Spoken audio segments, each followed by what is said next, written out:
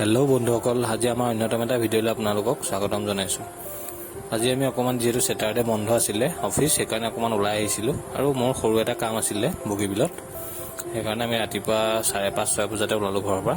গতিকে দেখিছে ছাইডত এইবোৰ কোনো দোকান পোহাৰ খোলা নাই এতিয়ালৈকে। আমি আহি এয়া লাডুগড় পাৰ হৈ ঢেকীয়াখোৱা বৰনামঘৰ পাইছোঁ। ইমান সুন্দৰ পৰিৱেশ ৰাতিপুৱাৰ। এয়া আহি আছোঁ ঢেকীয়াখোৱা বৰনামঘৰ পাৰ হৈ। ৰাতিপুৱা সোনকালে অহাৰ মজাটো অকণমান বেলেগ। এয়া আমি আহি বৰ্তমান জাজি পাইছোঁহি। এইখন সকলোৱে দেখিছে, জাজিৰ হাঁহৰ কাৰণে বিখ্যাত এখন ধাবা, নীলকণ্ঠ ধাবা। এয়া আমি নীলকণ্ঠ ধাবা পাইছোঁহি, যিহেতু বন্ধ, ৰাতিপুৱা সোনকালে হৈ আছে। আৰু ইয়াৰ নিচেই কাষতে আছে জাজি ধাবা। আমি যিহেতু ঘৰৰ পৰা সোনকালে ওলাই আহিছিলোঁ, সেইটো কাৰণে একো খোৱা নাছিলোঁ। মোৰ ৱাইফে ঘৰতে মোৰ ফেভাৰিট চীজ অমলেট বনাই লৈ আহিছিলে। ৰাতিপুৱা যিহেতু সোনকালে হোৱাৰ কাৰণে ভোক লাগিব, গতিকে সেয়া বাটত আমি চীজ অমলেট খাই ল'লোঁ। এয়া আমি আহি মৰাণ সোমাইছোঁ। তেনেকুৱাতে বতৰটো অলপ ডাৱৰীয়া কৰিলে আৰু এজাক চিপচিপীয়া বৰষুণ আহিছিলে। ভালেই লাগিলে, যিহেতু গৰমো যথেষ্ট পৰিছিলে। লাহে লাহে বতৰ ভাল কৰিলে আমিও বগীবিলৰ দিশে আগবাঢ়িলোঁ। এয়া আহি আমি খোৱাং বজাৰ পাইছোঁহি। সকলোৱে দেখিছে, এখন ৰঙালাওৰ কাৰণে বিখ্যাত এখন বজাৰ, খোৱাং বজাৰ। যিহেতু ইয়াত আজি ভিৰ যথেষ্ট কম, এনেই বহুত ভিৰ লাগে এই বজাৰৰ ওচৰত। এয়া আমি বগীবিলৰ দিশে আহি আছোঁ। এয়া হৈছে চুকাফা তিনিআলি। চুকাফা তিনিআলিৰ পৰা আমি বাওঁফালে বগীবিলৰ দিশে সোমাই গৈছোঁ। এইখন এখন টোলগেট, যিহেতু এখন অ'পেনিং কৰা নাই, নতুন। এয়া আমি আহি আছোঁ।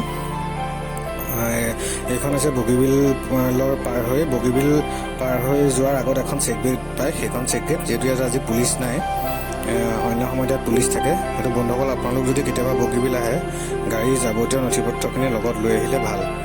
ইয়াত দুখন চেকগেট পায়, এখন বগীবিলৰ শেষত চেকগেট আছে। ইমান ধুনীয়া এটা সুন্দৰ পৰিৱেশ চাওকচোন, ৰাতিপুৱা বগীবিললৈ যোৱাৰ যোনটো পথ। এয়া আমি আহি বগীবিলৰ ওপৰত আছোঁ বৰ্তমান। গোটেই ছাইডৰ গোটেই ভিউটো আপোনালোকে চাওক, কি ধুনীয়া এটা পৰিৱেশ। তলত ব্ৰহ্মপুত্ৰ নৈ, ওপৰত দলং। আৰু ইয়াত বহুত ধুনীয়া এজাক মিহি বতাহ চলি থাকে বগীবিলৰ ওপৰত, যিহেতু তলত নৈখন আছে। গতিকে আমি বগীবিলত আহি আছোঁ।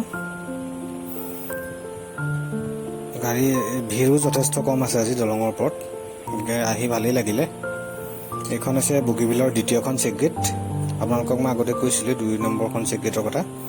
এয়া আমি যি মোৰ সৰু কাম আছিলে অকণমান বগীবিলত, কাম কৰি আমি পুনৰ ঘৰলৈ বুলি উভতিলোঁ। কিন্তু যাওঁতে ভাবিলোঁ যে বগীবিলত ৰৈ ফটো দুকপিমান তুলি লওঁ বুলি ৰ'লোঁ। যিহেতু দুপৰীয়া সময়, গৰমো যথেষ্ট পৰিছে, কিন্তু বগীবিলৰ ওপৰত গৰমটো ইমান ধৰিব নোৱাৰি, যিহেতু বতাহ চলি আছে। চাওকচোন ব্ৰহ্মপুত্ৰ নদীখনৰ সৈতে পৰিৱেশটো কিমান ধুনীয়া লাগিছে। ইয়াৰ তলত যিহেতু কাঞ্চনজংঘা বুলি দুখনমান ইয়াত ৰিজৰ্ট আছে। সেইটো ইয়াৰ আগৰবাৰ আমি আহিছিলোঁ। এবাৰ সময় যথেষ্ট কম হাতত, সেইকাৰণে তললৈ নগ'লোঁ। ওপৰতে দুকপিমান ফটো মাৰি আমি ঘৰলৈ বুলি আগবাঢ়িলোঁ। ইয়াত দেখিছে ফটো দুকপিমান মোৰ ৱাইফেও তুলি লৈছে। এনেকৈ অকণমান সময় বগীবিলৰ ওপৰত পাৰ কৰিলোঁ। এয়া আমি পুনৰ বগীবিলৰ পৰা আহি ঘৰলৈ বুলি ৰাওনা হৈছোঁ। এয়া আমি আহি পুনৰ চুকাফা তিনিআলি পাইছোঁ। যিহেতু নেশ্যনেল হাইৱে, ভিৰ অলপ বেছি। যিহেতু যথেষ্ট ভোকো লাগিছে, খাবৰ যিহেতু সময় হ'ল, গতিকে বগীবিলৰ আশে পাশে বন্ধুসকল এনেকুৱা ভাল কোনো হোটেল নাই। আমি যিহেতু আগতো আহিছোঁ কেইবাবাৰ, গতিকে মোৰ ৱাইফে লগত পাতিলোঁ যে আমি ভাল এখন হোটেলত গৈ খোৱা যাওঁ। কিন্তু তেনেকুৱাতে ৱাইফৰ মনত পৰিলে যে ইয়াত আমি যিহেতু যথেষ্টবাৰ অহা হয় ডিব্ৰুগড়, তিনিচুকীয়া, গতিকে মোৰ ৱাইফৰ মনত আছিলে ইয়াত হেৰিটেজ নাগা কিটচেন বুলি এখন হোটেল আছিলে, খোৱাং আৰু ডিব্ৰুগড়ৰ মাজত। গতিকে আমি সেই হোটেলখন বিচাৰি আহিলোঁ। কিন্তু দেখিছে আপোনালোকে ৰাস্তাৰ ছাইডৰ ৰাইট ছাইডে এখন হেৰিটেজ নাগা কিটচেন। কিন্তু ইয়াত এটা সমস্যা কি, আপোনাৰ 4 লেন হোৱাৰ পৰা আমি ৰাইটত বা লেফ্টত পটককৈ পাৰ হ'ব নোৱাৰোঁ। গতিকে ডাইভাৰশ্যন চাই আগবাঢ়িলোঁ, যিহেতু ডাইভাৰশ্যন অলপ আগত আছে। এয়া আমি আহি আছোঁ হেৰিটেজ নাগা কিটচেনৰ দিশে। এয়া আমি আহি দেখিছে হেৰিটেজ নাগা কিটচেনৰ সন্মুখতে এয়া গাড়ী ৰখাবলৈ লৈছোঁ। পৰিৱেশটো ইমান ধুনীয়া হোটেলখনৰ। যিহেতু প্ৰথমবাৰৰ কাৰণে আমি আহিছোঁ হেৰিটেজ নাগা কিটচেন। ভিতৰত সোমাই চাওঁচোন ব'লক কেনেকুৱানো খানা পায় ইয়াত। আমি হেৰিটেজ নাগা কিটচেনৰ ভিতৰলৈ সোমাইছোঁ। পৰিৱেশটো ভালেই লাগিছে, স্পেচো আছে যথেষ্ট হোটেলখনত।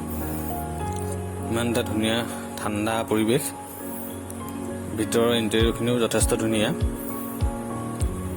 এয়া আমি ছাইডেদি হাত মুখ ধুই ল'লোঁ, ধুই পেলাই কাষৰ ভিউটো দেখিছে। ইয়াৰ ছাইডত এটা পেট্ৰল পাম্প আছে, নাইৰা পেট্ৰল পাম্প। আমি জনামতে পেট্ৰল পাম্পটোৰ অ'নাৰজনৰেই হয় এখন, হেৰিটেজ নাগা কিটচেন। যিহেতু যথেষ্ট গৰম উঠি আছিলে, সেইকাৰণে অকণমান টাইম বহি পানী 2 গিলাচমান খাই ল'লোঁ।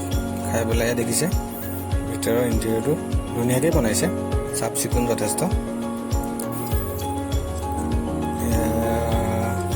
আমি অকণমান ইয়াতে বহি 2 এষাৰ কথা পাতিলোঁ। তাৰপৰা আমাৰ মেনুখন চালোঁ, কিন্তু বন্ধুসকল ইয়াত আমি এটা কথা গম পালোঁ যে এখন পুৰণা যি হেৰিটেজ নাগা কিটচেন আছিলে তাৰ নামটো সলনি কৰি নাগামিজ কিৰোল দিয়া হ'ল। কিন্তু আমি তাৰ ৱেটাৰজনক সুধিলোঁ যে এইটো কিয় কৰা হ'ল। তেওঁ ক'লে যে ইয়াৰ যোনজন স্বত্বাধিকাৰী আছিলে তেওঁ সলনি হ'ল, গতিকে নামটো তাৰ লগতে সলাই পেলাইলে। বাৰু সেইবোৰ যি কি নহওক, আমাৰ খানা আছে মতলব ন। গতিকে আমি চালোঁ ইয়াত কি কি পায়। গতিকে ইয়াত স্পেচিয়েল থালি পায়, চিংফৌ থালি আৰু নাগা থালি, এই দুটাই ইয়াৰ স্পেচিয়েল হয়। যিহেতু আমি প্ৰথমতে গম পোৱা নাছিলোঁ, সেইটো কাৰণে আমাৰ নিজৰ অৰ্ডাৰখিনি আমি দি দিলোঁ। আমি অৰ্ডাৰ দিলোঁ ষ্টিম ৰাইচ, চিকেন কচা, চালাড, পাপৰ আৰু লগতে ডাল ফ্ৰাই।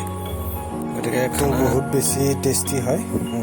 বন্ধুসকল, আপোনালোক যদি কেতিয়াবা ডিব্ৰুগড় আহে, ইয়াত এবাৰ নোসোমাকৈ নাযাব।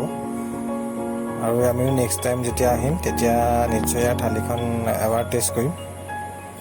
সেয়া আমি নাগামিজ কিৰোলক বাই বাই কৰি ঘৰলৈ বুলি ওলালোঁ। যিহেতু মোৰ পাণ খোৱাৰ এটা অভ্যাস আছে ভাত খাই, গতিকে পাণ এখন মুখত ভৰাই গাড়ীৰ এক্সেলটাত ভৰি থৈ আহিলোঁ। সেয়া আহি আমি মৰাণ টাউন পাইছোঁ, দেখিছে।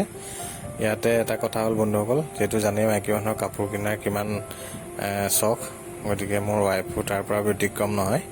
সেয়া আহি আমি মৰাণৰ এখন হ'লচেলাৰ হয় চাদৰ মেখেলাৰ, চিল্কালেণ্ড বুলি, তাত সোমালোঁ। যিহেতু মাইকী মানুহে কিবা কাপোৰ বজাৰ কৰে বোলে, গতিকে তেওঁলোকে তেওঁলোকৰ কাম কৰিছে আৰু মই মোৰ কাম দেখিছে নহয়। এয়া হাতত মোবাইল লৈ আৰু তেওঁলোকে কাপোৰ চাই আছে। ইয়াত দেখিছে যথেষ্ট কাপোৰ ইয়াত আছে।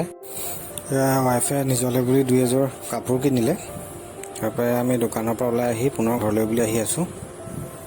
যিহেতু সময় সন্ধিয়া লাগিব হৈছে, আমি আহি দেখিছে টিয়ক টাউন পাইছোঁহি।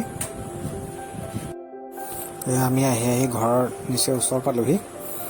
যদি বন্ধুসকল আপোনালোকৰ আমাৰ ভিডিঅ'টো চাই ভাল পালে, তেতিয়াহ'লে লাইক, শ্বেয়াৰ এণ্ড ছাবস্ক্ৰাইব কৰি দিব। ধন্যবাদ।